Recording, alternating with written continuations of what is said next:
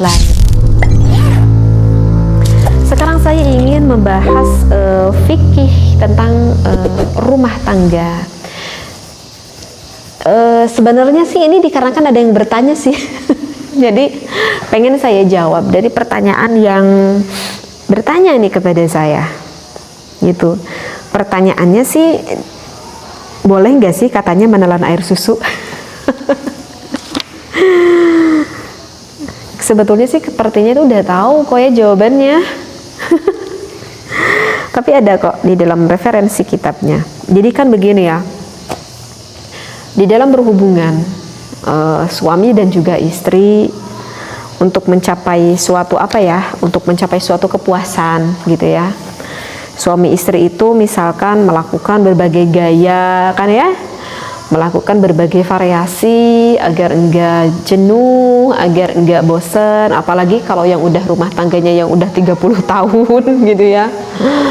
Gitu ya, wajar menggunakan berbagai variasi, ya wajar-wajar aja, dan hal itu memang diperbolehkan kok di dalam fikih.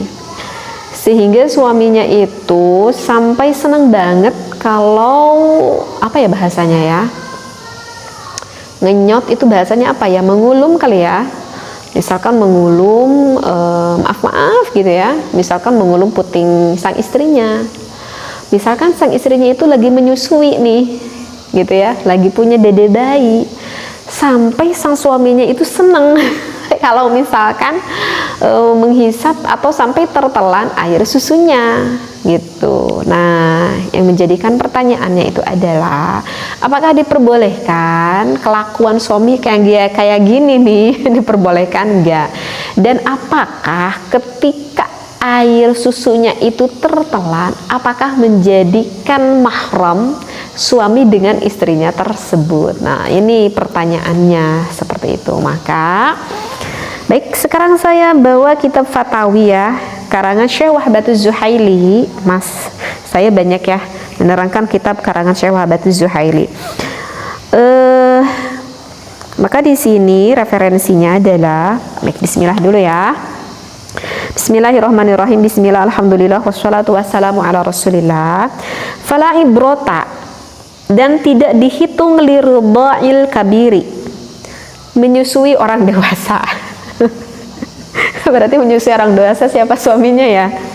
Hatta walau massaz zawju, sehingga misalkan suaminya itu sampai mengulum, wa adala bana zaujatihi, misalkan menelan air susu istrinya. Kama rawahu ad-Daruqutni, ini riwayatkan oleh Syekh Daruqutni an Ibni Abbas. Qala Rasulullah sallallahu alaihi wasallam, karena ada dauhan Rasulullah sallallahu alaihi wasallam, la radha'a illa ma kana fil haulaini. Dari hadis tersebut dikatakan enggak dimaksud satu radha'ah kecuali haulaini, kecuali ada di dalam 2 tingkah. Udah gitu referensinya. Paham nggak yang saya bacakan referensinya? Jadi menurut Syekh Wahbatuz Zuhaili barusan itu dikatakan, boleh nggak sih kelakuan suaminya kayak gitu ke istrinya? Itu udah jelas boleh, sok nggak apa-apa suami, kalau kamu senang nggak apa-apa, dan biasanya istrinya juga itu senang. Kenapa biasanya istrinya itu juga seneng? Karena memang di daerah payudara itu banyak sekali syaraf-syaraf ya, dari yang dimiliki oleh wanita, syaraf-syaraf yang tertimbun di dalam daerah, apalagi di daerah puting sang perempuan gitu. Jadi kalau misalkan dilakukan dilakukan di daerah itu termasuk daerah sensitif loh, puting itu gitu. Bahkan itu merupakan salah satu tanda ketika sang perempuan itu mulai ada daerah gairah hormonalnya ataupun syahwatnya itu memuncak. Biasanya putingnya itu akan semakin mengeras gitu, karena memang di sana itu banyak banget syaraf yang dimiliki oleh perempuan, sehingga wanita sendiri pun senang banget biasanya kalau misalkan dimainin di daerah itu oleh suaminya. Jadi hukumnya adalah nggak apa-apa, boleh, sok lanjutkan ya, nggak perlu ada keraguan. Nah, untuk pertanyaan yang kedua, ketika kelakuan suami tersebut karena istrinya itu lagi menyusui anaknya, sehingga sampai terhisap ataupun tertelan air susunya itu. Nah, jika tertelan oleh suaminya, aduh nanti saya jadi anak istri saya, nanti gitu enggak? Aduh takutnya jadi satu rodoah, takutnya menjadi satu mahram. Enggak enggak menjadi satu mahram. Karena gini, jadi ini saya mengkol nih ngebahas masalah rodoah. Sedikit ya saya bahas masalah rodoah, karena ini agak nyambung masalah persusuan. Jadi artinya rodoah itu apa nih? Bagi para pendengar Al-Asran yang belum pernah mendengar artinya rodoah itu adalah satu susuan. Ya, jika menjadi satu susuan ataupun menjadi satu rodoah itu artinya adalah menjadi satu mahram. Artinya satu mahram ya, sehingga kalau kita di dalam bermadzhab Imam Asy-Syafi'i, kalau misalkan kita antal kulit gitu ya dengan rodoah tersebut, sehingga tidak akan membatalkan wudhu kita gitu ya. Jadi antal kulit gitu urang ejeng anu disusuan ku urang gitu, itu nggak akan membatalkan wudhu kita. Dan yang diartikan dengan satu mahram tersebut berarti haram untuk ditikahi. Seperti itu. Kasih contoh atuh teh biar paham. Oke, saya kasih contoh ya biar paham. Misalkan gini nih. Misalkan satu perempuan nih, misalkan saya nih gitu ya, biar paham deh, biar ngerti. Ini contoh ya. Ini contoh gitu. Misalkan saya itu lagi menyusui nih, lagi punya anak bayi misalkan ya 5 bulanan lah. Saya itu lagi menyusui. Kemudian saya itu punya tetangga gitu ya, saya itu punya tetangga. Kebetulan tetangga saya itu misalkan ekonominya itu bisa dikatakan kurang mampu banget gitu ya, kurang mampu dan jauh dari saudara-saudaranya misalkan gitu. Nah, sama tetangga saya juga itu lagi menyusui. Nah, pada suatu hari tetangga saya itu ibunya itu ya perempuan yang lagi menyusuinya itu misalkan sakit parah, sehingga harus dirawat di rumah sakit misalkan beberapa minggu. Sedangkan nggak boleh, kata dokter nggak boleh dibawa, bayinya itu nggak boleh dibawa karena memang ibunya itu sedang lagi perawatan misalkan di rumah sakit. Kemudian ketika suaminya mau membeli susu susu dus gitu ya, susu sapi gitu ya, nggak punya biaya untuk beli susunya. Terus dikasih air putih nggak mau anaknya, dikasih air enteh pakai gula juga nggak mau gitu. Artinya nggak ada bisa yang dapat dikonsumsi oleh bayi tersebut kecuali ASI. Karena misalkan bayinya tersebut baru berumur 4 bulan misalkan gitu ya, dan belum dikasih makanan lain kecuali ASI tersebut. Nah misalkan saya itu karena kasihan gitu ya, saya mau ngasih uang juga nggak punya misalkan gitu ya, kebetulan saya tuh hanya punya ASI ini, ya udah deh bayi tetangga saya itu saya ambil, kemudian saya tetein, saya kasih susu dari ASI saya seperti itu. Nah itu yang dikatakan satu rodoah, karena anak orang lain sengaja saya kasih susu ASI saya seperti itu, paham ya? Nah, bagaimana batasan susuannya itu, menyusunya itu ada batasannya gak? Ada batasannya. Batasannya itu adalah ketika seorang bayi orang lain menyusu kepada kita itu, batasannya itu adalah menurut salah satu pendapat ulama sampai 5 kali menyusui. Tetapi 5 kali menyusuinya itu dengan posisi bayinya itu jadi puas gitu si bayinya gitu ya. Misalkan gini, saya itu menyusui nih gitu ya bayi orang lain. Nah kadang sampai 10 menit gitu kan ya, kalau agak lapar gitu ya. Jadi nggak sengaja kita lepaskan, jadi bayi itu sengaja melepaskan yang sedang menyusu kepada kita itu sengaja melepaskan dengan mulutnya bayi itu sendiri, paham ya? Jadi sengaja melepaskan mulutnya itu dengan bayi tersendiri. Biasanya itu kalau udah kenyang bayinya meminum ASI kita, biasanya melepaskan sendiri gitu. Nah itu tandanya bayi tersebut udah puas netek sama kitanya itu. Nah itu berarti berapa kali? Itu baru 1 kali. Misalkan ketika sore hari saya ambil lagi gitu bayinya, ada takut kelaparan, saya kasih lagi, ASI lagi. Seperti itu lagi sampai puas bayinya, sampai melepaskan pada kita gitu ya dari mulutnya tersebut. Berarti itu udah dihitung 2 kali susuan. Nah, kalau hal itu sampai 5 kali kita menyusui anak tetangga kita itu, dengan tandanya ya, anak tetangga itu sampai puas melepaskan dengan mulutnya sendiri. Nah, itu yang dimaksud dengan menjadi satu rodoah, satu susuan dengan kita. Paham ya?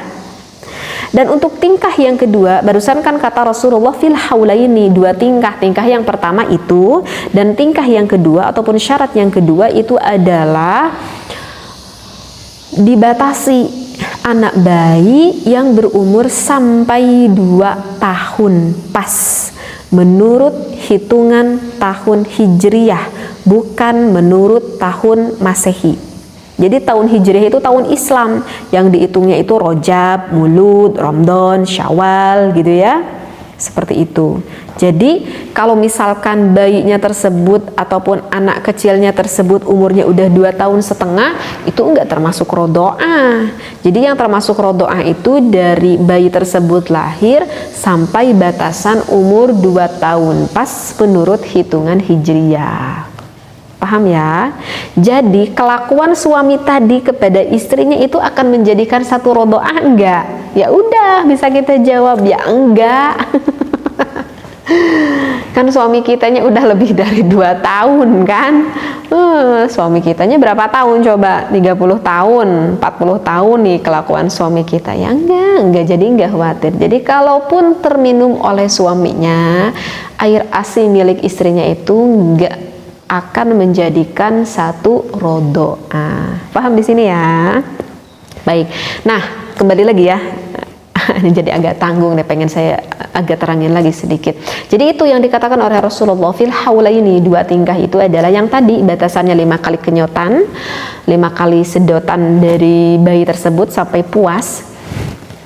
Dan untuk syarat tingkah yang kedua itu adalah sampai batas umur 2 tahun. Nah, maka misalkan anak tetangga sayanya itu, misalkan anaknya itu perempuan, dan misalkan anak saya itu yang bayi itu misalkan anaknya laki-laki, maka ketika nanti anak tetangga saya itu udah dewasa, artinya udah baligh lah. Ketika anak tetangga saya itu yang perempuan itu sudah baligh, maka ketika berkenaan kulit dengan anak saya, karena anak saya itu laki-laki, maka itu enggak batal. Jadi kalau pantal kulit dengan anak saya itu enggak batal. Tetapi anak saya yang mana? Anak saya yang kebetulan lagi saya susui. Ya, sekali lagi, anak saya yang mana? Anak saya yang memang kebetulan lagi saya susui. Kan karena saya punya ASI itu kan karena saya kan lagi menyusui kan. Dan kebetulan anak sayanya itu misalkan laki-laki, dan anak tetangga yang saya susui itu anaknya perempuan. Sehingga ketika nanti sudah balik, anak saya yang laki-laki dan anak tetangga saya itu kalau pantal kulit itu enggak batal, karena diibaratkan sama seperti adik kakak. Jadi satu mahram, satu susu, satu darah gitu ya. Tetapi ya karena itu anak tetangga, bukan anak kita, ya tidak akan mendapatkan warisan, nggak akan dapat warisan gitu. Kemudian ketika nanti sudah dewasa, ini harus tahu kalau kamu tuh sebetulnya satu rodoah dengan anak tetangga itu. Ketika nanti dewasa, jangan sampai anak kita itu jatuh cinta sama anak tetangga yang kita susui tersebut. Kenapa? Karena kalau misalkan menikah itu hukumnya haram. Karena ya kayak adik kakak, nggak boleh ditikahi, haram untuk ditikahi anak kita itu. Bahkan termasuk haram ditikahi oleh suami kita, suami saya misalkan gitu, haram itu ditikahi. Kenapa? Karena secara nisbah, karena secara hukumnya itu ya karena satu rodoah, satu susu, ya termasuk kepada suami saya. Jadi suami saya pun ketika berkenaan kulit dengan anak tetangga itu nggak batal. Dan juga nggak boleh ditikah anak tetangga saya itu, karena kayak ya satu rodoah itu alasannya. Paham ya? Gitu. Baik, tetapi ada ini permasalahan yang kedua nih. Misalkan contohnya gini nih. Ketika itu misalkan saya itu sedang mengandung misalkan mengandung, tapi naudzubillah ya, amit-amit gitu ya, ini mah contoh gitu. Misalkan saya itu lagi mengandung nih 4 bulan. Nah, ketika sedang mengandung 4 bulan, saya itu misalkan cerai nih dengan suami saya gitu ya, saya itu cerai dengan suami saya. Oke, udah cerai dengan suami saya, kan saya belum nikah lagi dengan orang lain kan, karena saya kan perempuan punya iddah. Maka iddahnya itu kapan saya boleh lagi menikah dengan orang lain, yaitu iddahnya sampai melahirkan. Beres nih saya melahirkan 9 bulan, saya melahirkan, baru boleh saya menikah lagi dengan orang lain gitu ya. Nah, ketika saya udah lahir misalkan, dan anak saya itu misalkan masih berumur 2 bulan, nah, lantas saya itu menikah lagi dengan orang lain, dengan lelaki lain gitu ya. Saya menikah lagi dengan lelaki lain. Misalkan suami saya namanya Ujang gitu ya. Suami saya yang dulu yang cerai namanya Ujang, dan saya menikah lagi dengan lelaki lain namanya siapa ya? Rahmat misalkan gitu ya. Nah, saya menikah lagi dengan lelaki lain namanya Rahmat. Nah, ketika saya sudah menikah lagi dengan lelaki lain yang namanya Rahmat, terus ada kejadian anak tetangga saya yang tadi. Akhirnya saya susui karena saya kasihan. Oke, paham ya? Nah, sekarang pertanyaannya, apakah anak tetangga saya itu, karena anak tetangga saya itu adalah perempuan, sehingga dengan suami saya yang baru yang namanya Rahmat ini, apakah anak tetangga itu kalau misalkan perkenaan kulit dengan suami saya sekarang yang baru yang namanya Rahmat, itu batal nggak wudunya? Gitu ya. Batal nggak wudunya? Nah, kalau itu permasalahannya seperti itu batal. Anak tetangga saya itu sampai bersentuhan kulit dengan suami saya yang baru yang namanya Rahmat, itu batal. Kenapa batal?